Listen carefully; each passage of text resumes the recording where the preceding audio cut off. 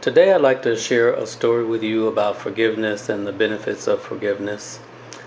Just to set the record straight, in the early part of my life, I wasn't a very forgiving person.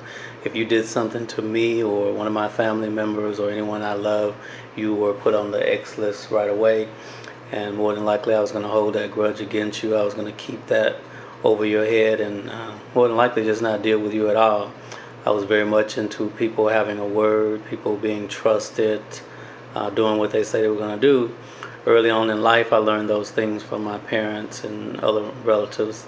And as I sat out in life, I realized that most people did not have a word. They did not mean what they say. They did not do it.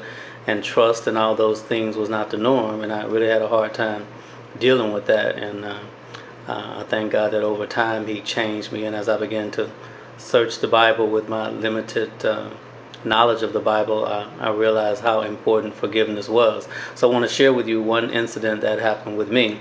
I was actually in real estate some years ago, and I was dealing with some clients, and the goal was to purchase them some land and to find a custom builder to have them have a $350,000 home built. So I found the land and I found the builder, went out and talked with him, worked out the whole deal, brought them in, and thinking that the deal was done. And then I get a phone call from them saying that the builder told them that if they would cut me out, then he could do a lot more for them as far as custom things and all of that stuff. So of course I was hurt, and because I'm very much into the trust factor and the loyalty factor, and I did get the deal on the land and made some money, but I actually lost $10,000 in the deal. So I was not only upset with the builder who was shisty and underhanded. I was pissed off. And I was also disappointed in the clients because I had talked with them and told them how I felt about trust issues and loyalty, and I was going to represent them and not do anything. I had fiduciary responsibilities, and I was going to stick to them. Anyway, I was upset and very angry that I felt they had taken food off my family's table.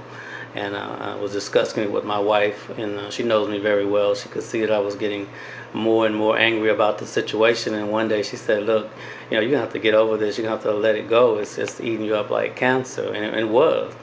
And I'm a reasonable, logical person. I heard what she said and began to search the scriptures, and again got reminded how important it was to forgive. So I began to move toward forgiveness. I mean, really in my heart, not just with the words, but forgiving them. Not long after that, maybe the next week, we went to a real estate event, and we were late in getting there. Which is very unusual for me because I'm a very punctual person. But for some reason, this particular day we were late. But we ended up being ushered to the front of the meeting, and we were actually sitting on the front row. And what was going on that day was a builder was giving away realtors some cash money just for selling their product, for selling their homes, and they were going to give away $30,000 that day, so $10,000 to three different realtors. And so we're sitting there watching these people win the $10,000, and which was the amount of money that I had lost in the deal. And I looked over at my wife and I said, the next time they have this event, I'm going to win this money. And she said, really? She said, well, I agree with you. So now, maybe 3 months later, the next event comes. It's a rainy, stormy day, and I had to make a decision whether we were going to go or not. And since I had an earnest expectation, my wife and I and someone that I mentor and our goddaughter all got together and we went to the Galleria. And when we got there, it was probably about 5 o'clock. I think the event started at 7. Of course, they were looking at me like, why are we so early?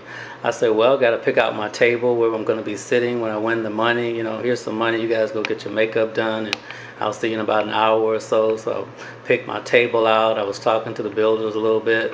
And I was actually the first one there. So they had 2 boxes. They said, how many of our homes have you sold in the last 3 months? And I said 3. So I said, okay, we'll give you 3 tickets. You have three chances to win the $10,000. And I signed the tickets out and put them in the box. And they say put a business card in the other box. It's another drawing that we're going to give away as well. So I put my business card in there. Now about an hour or so, they come back and they say, well, no one's here. I say, trust me, they're giving away $30,000. This room will be packed. So 30 minutes later, we're looking at about maybe 300 people in the room. And now it's time to do the drawing. So the first person they picked was me.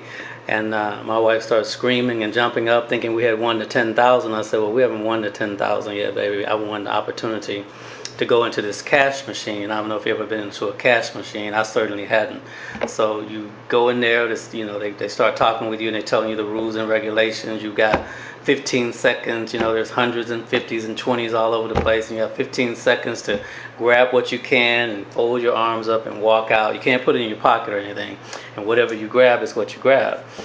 So now here I am inside the cash machine. The money's flying all around like birds, and I'm trying to grab it. This money's all over the place, and finally I get my hands on some of it, and I go like this, and I walk out.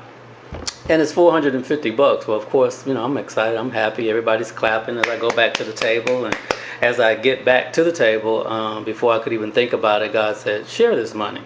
So I gave my wife 100, my goddaughter 100, and the other young lady that was with us $100. So of course they're happy. They're thank you, thank you, thank you. And then, okay, now about an hour goes by. Now it's time to pick the money for the big money. And the first lady they picked, she screamed like someone had shot her. She was like, ah! And, we're excited. And I'm clapping for her. And then my goddaughter looks over at me and said, well, what the problem may be is that we were here so early that your tickets are probably on the bottom of the stack. Well, that was my opportunity to agree or disagree with what was being said.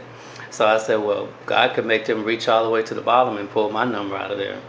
And surely enough, the next number they pulled was 107436.